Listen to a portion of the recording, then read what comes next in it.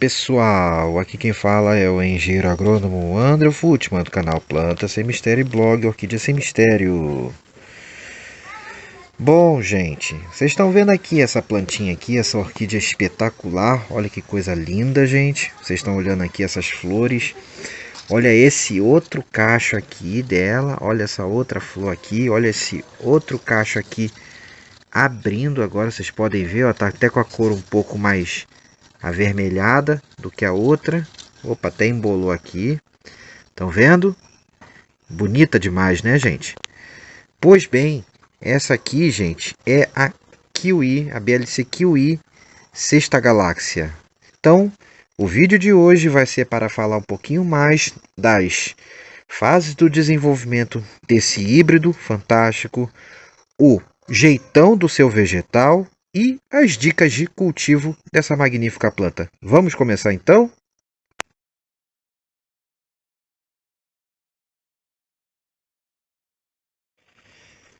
Bom, pessoal, então nós estamos aqui, hoje é dia 3 de maio e vocês podem notar que ela está florescendo agora. Isso mesmo, gente. A época de floração dessa planta é bem certinha para um padrão de híbrido, ele é bem regular.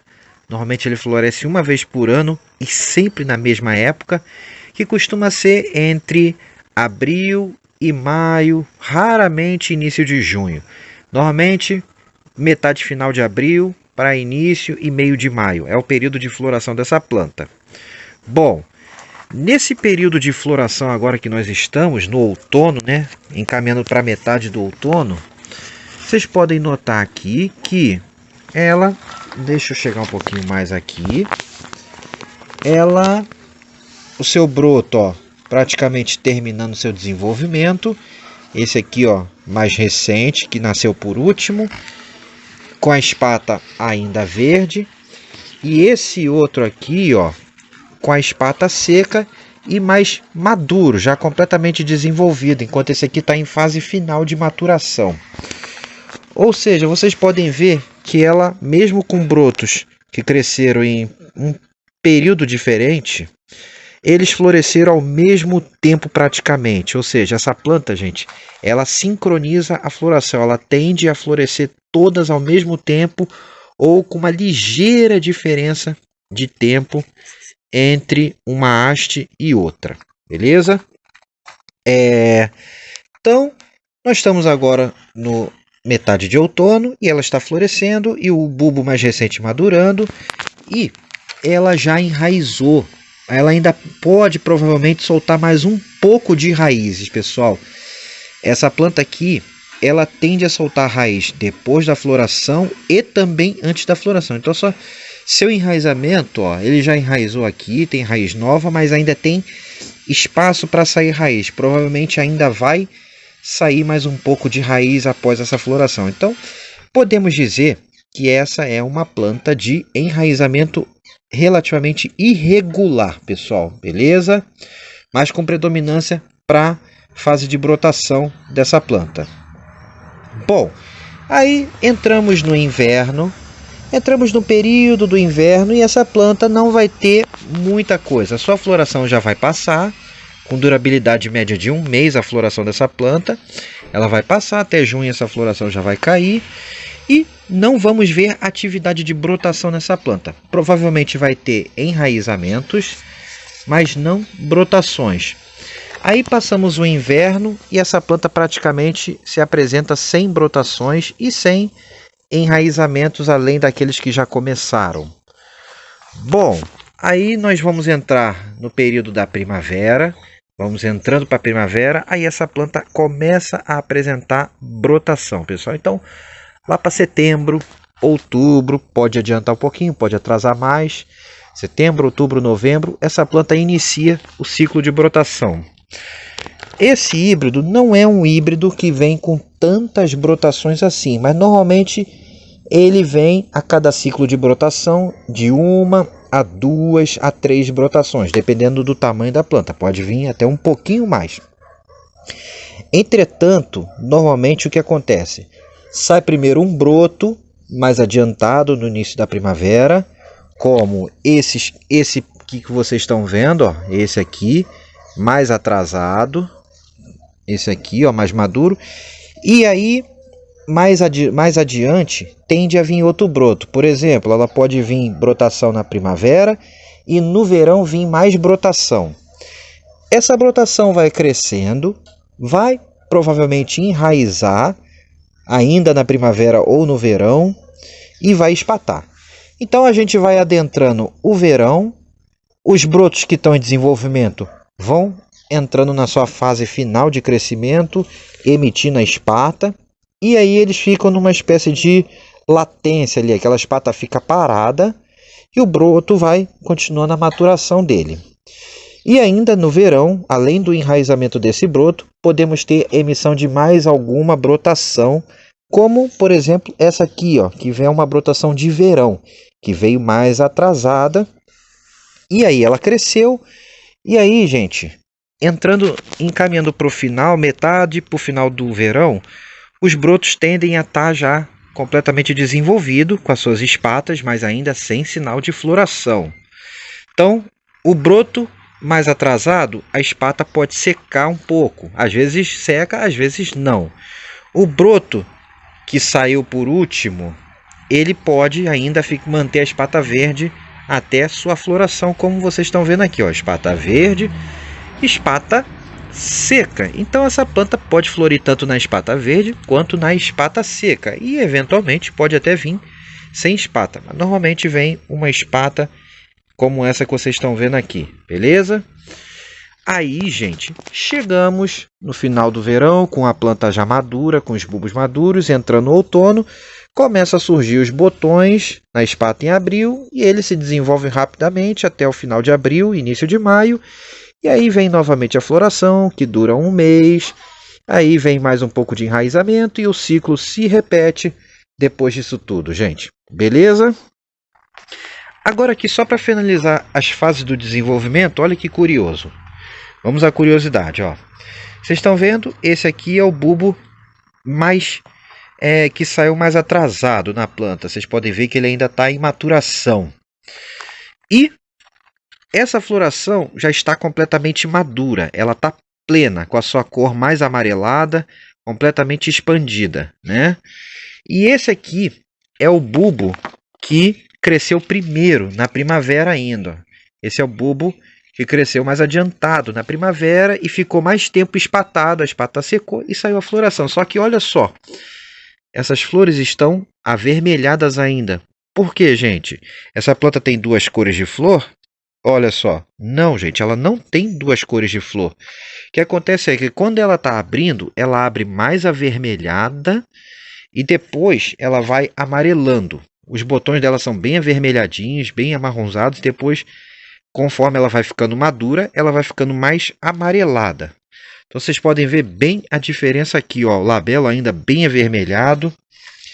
E nessa aqui, ó, já está bem mais amarelado, ó. Comparem as duas ali, ó. Aqui mais avermelhado e aqui mais amarelado. Beleza? E vejam só, esse que veio depois floresceu primeiro. Esse que veio antes floresceu alguns dias depois. Então, olha só. Esse abriu primeiro, esse abriu depois. Ou seja, a ordem do crescimento dos bulbos normalmente não vai influenciar na ordem de abertura da floração. O mais antigo pode abrir primeiro, o que veio por último pode abrir um pouco depois, ou abrir tudo ao mesmo tempo e ficar esse conjunto aqui bonito, gente. E essa é uma planta que costuma ganhar prêmio em exposições. É uma planta que normalmente faz muito bonito, né?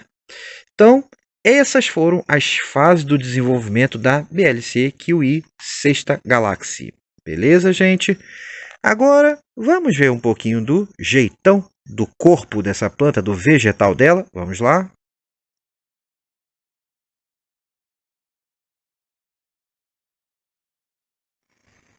Jeitão do vegetal da Kiwi Sexta Galaxy. Bom, pessoal, vamos começar então aqui agora pelas suas raízes.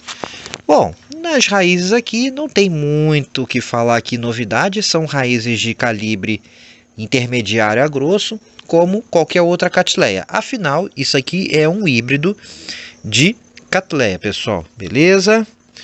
Então, raízes abundantes e de calibre intermediário, podendo sair no bulbo em formação. Tem parte aqui que já saiu no bulbo em formação, como também ele ainda tem espaço aqui para sair após a floração. Então, as duas maneiras acontecem. Enraizamento irregular. Bom, em relação ao seu pseudobulbo agora e rizoma, ela, como outra Catleya, possui o rizoma normal para o padrão de Catleya, nem muito curto nem muito longo, né? Tem às vezes uma diferença de quase um dedo, quase uma ponta de unha, né? Entre um pseudobulbo e o outro, podendo estar mais espaçado. Então é um rizoma médio a curto. E o seu pseudobulbo, gente, ele você pode ver, ele é mais cilíndrico, ele não tem aquela parte mais alargada, então ele é mais rolicinho. O pseudobulbo dela como das caneludas, mas nem tanto como uma Catleya caneluda. Bom, então esse é o pseudobulbo dessa planta. Ele tem um tamanho mediano, chega a uns 30 e poucos centímetros, não chega nem a 40 centímetros não, 30, 25, 30, 35 centímetros é o tamanho máximo desses pseudobulbos da Kiwi Sexta Galáxia, gente. Então tá aqui, ó, vocês podem ver, ó, esse maiorzinho aqui, onde está minha mão, tá aqui a base dele e é o tamanho, é uma planta de porte mediano. Em relação às suas folhas, gente, é uma planta unifoliada normalmente, eventualmente podem vir bulbos bifoliados, mas normalmente, ó, por ser um híbrido de Brassavola nodosa, é uma planta unifoliada, ó. Tá aqui. Vocês podem ver, ó, uma folha, uma folha, uma folha. É uma planta unifoliada, de folhas grossas e não tão largas e não tão estreitas. Mas para o padrão dos híbridos de Brassavola, ela é relativamente larga, a folha, ó, gente. A folha de mais ou menos também seus 25, estourando 30 centímetros, não chega nem a 30 centímetros direito, gente. E bem grossa, bem rígida. Beleza? Então essa é a folha da Kiwi Sexta Galáxia. Em relação às suas espatas, as espatas da Kiwi Sexta Galáxia são, ó, espatas pequenas, elas não são muito grandalhonas e são finas, ó, estreitas, de uma camada só, normalmente.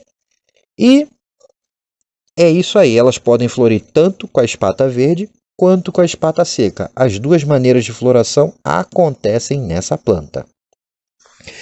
Quanto à sua haste floral, a sua haste floral não é muito longa, vocês podem ver, mas é uma haste que se apresenta bem, porque ela tem um certo tamanho, então ela não fica tão grudada na espata, ela dá uma levantada boa, o que torna a floração bem apresentada nessa planta. Ela se destaca acima do vegetal dela, o que torna uma floração bem destacada. Em média, o número de flores aqui da haste varia de 3, 2, pode, claro, em plantas fracas vir uma flor, mas normalmente em plantas fortes, saudáveis, varia de 3 até 5 flores por haste. Essa aqui está em média 3 flores por haste, ó. As duas aqui estão com 3, mas ela pode vir até mais. 3 é um bom número, ainda mais que as flores dela são enormes, mas pode vir 4 ou 5 também, gente. Beleza? Em relação agora à sua flor propriamente dita, vocês, ó, vou pegar uma flor aqui bem fácil da gente perceber, ó. Vocês notem que ela tem aquele padrão de Brassavola, né? Que é o quê? Aquele padrão de formato estrelado, pétalas e sépalas bem finas e um labelo grande, bem característico, destacado do restante da flor e muito ornamentado. Essa é uma vantagem das plantas cruzadas com Brassavola nodosa e outras Brassávolas também, mas principalmente a nodosa, que é uma planta que não tem cor, né? Uma planta verde e branca, a Brassavola nodosa, porém, em hibridação, ela deixa o quê? Passar detalhes como traços, pintas e listras, veias, venação, enfim, em seu labelo, além de cores. Então, uma planta que aceita as diversas colorações das catleyas, das lélias, das encíclias, além dos detalhes de pintas, como essa aqui é toda pintalgada, traços, linhas, venação também, ela aceita tudo isso, ó. E aqui você podem ver bem o detalhe dos traços internos da falce do labelo, que é essa região mais central aqui do labelo, se encaminhando para a coluna.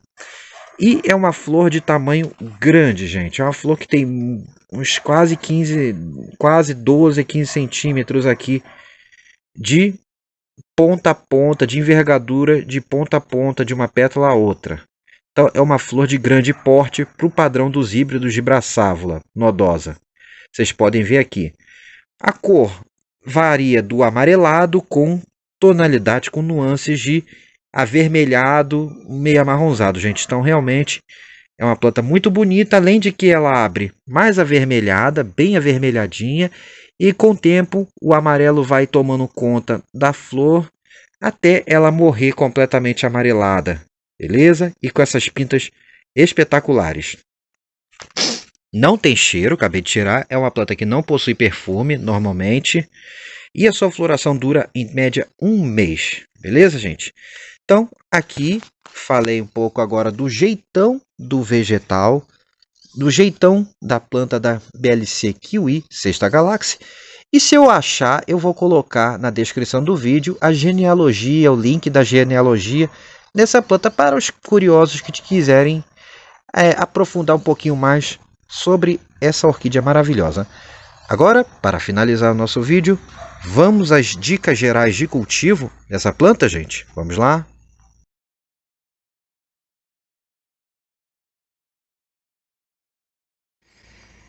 Dicas gerais de cultivo da Kiwi Sexta Galáxia, gente. Bom, então para começar em relação a dicas de cultivo, vamos falar um pouquinho das características desse híbrido, né? É uma planta que eu considero ela de fácil cultivo, é uma orquídea de fácil cultivo, é um híbrido bem tranquilo de cultivar, bem resistente, bem tolerante, tem um bom crescimento, E o que ela gosta? Em relação a ambiente, é uma planta que aprecia ambiente de luminosidade intensa a intermediária.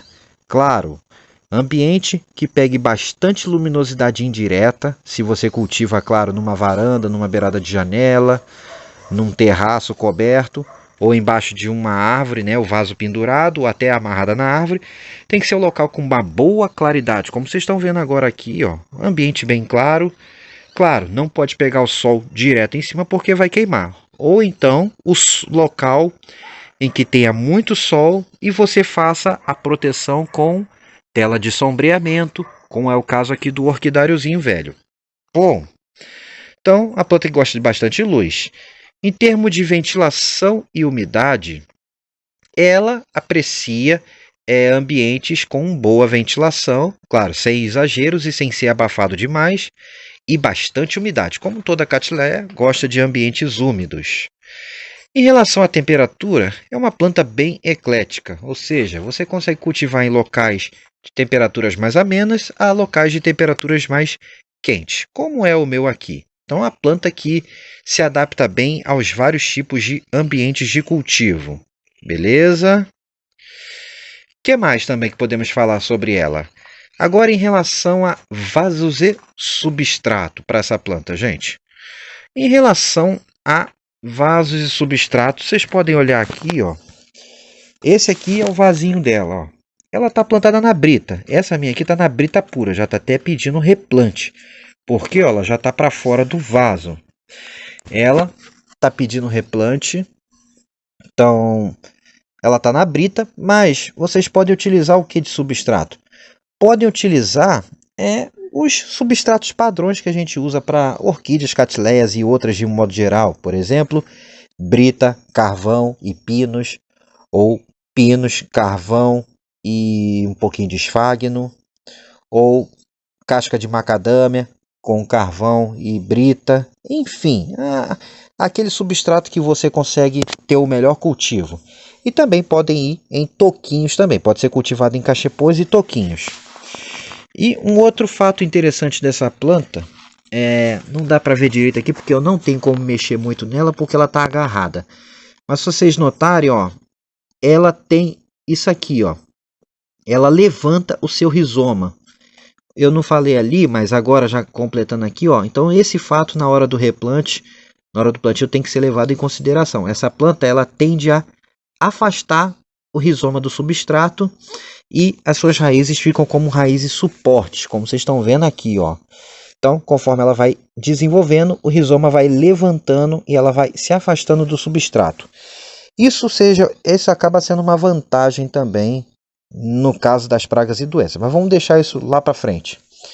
Bom, em termos de vasos eu falei também, né? Pode ser vaso de plástico, como essa daqui, pode ser cachepô de madeira, pode ser toquinhos, todos eles funcionam muito bem para essa planta, beleza?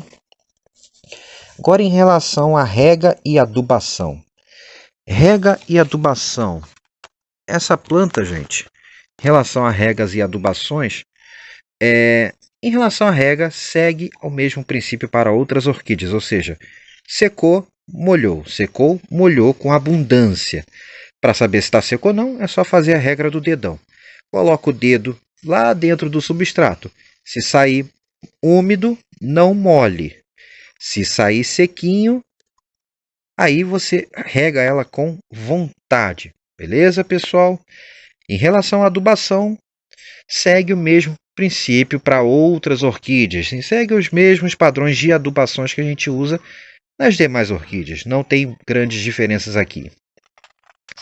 Em relação a pragas e doenças. Pragas e doenças, como qualquer híbrido de Cattleya e outra, ela sofre o ataque das mesmas pragas e doenças.